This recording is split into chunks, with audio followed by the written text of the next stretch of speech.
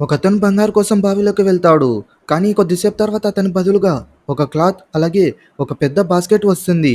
ఆ క్లాత్‌లో ఏముందంటే, ఇలాంటి వాళ్ళని ఇంకా పంపితే మీకింకా బంగారం ఇస్తా అని ఉంటుంది. అది చూసి ఆ అమ్మాయిలు మతమ్మ తాగుబోతు భర్తని ఆ బావిలోకి వేస్తారు. అలా చాలా బంగారాన్ని వీళ్ళు సంపాదిస్తారు. ఒక పోలీస్ అతను అందరిని బెదిరిస్తూ డబ్బుల్ని వసూలు చేసుకుంటూ ఉంటాడు. అలా ఆ అమ్మాయిల దగ్గరకొచ్చి, "ఈసారన్నా నీ దగ్గర డబ్బులు ఉన్నాయా?" అని అడుగుతాడు. అప్పుడు వాళ్ళు ఉన్నాయని బంగారాన్ని ఇస్తారు.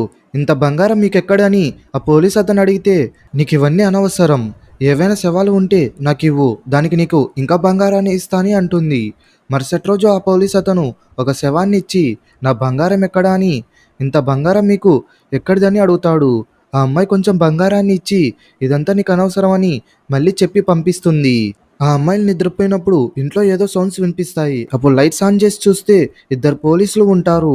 ఇంట్లో ఇంత బంగారం పెట్టుకొని నాకు కూలీలాగా కొంచెం కొంచెం బంగారాన్ని ఇస్తారా అని ఆ అమ్మాయిలపై అటాక్ చేస్తాడు. అప్పుడు వాళ్ళ ఇంట్లోకి డోర్ తెచ్చుకొని ఒక మాస్టర్ వస్తుంది. ఆ తర్వాత ఏమైందో పార్ట్ 4లో చూద్దాం. పార్ట్ 4 కోసం కామెంట్ చేయండి.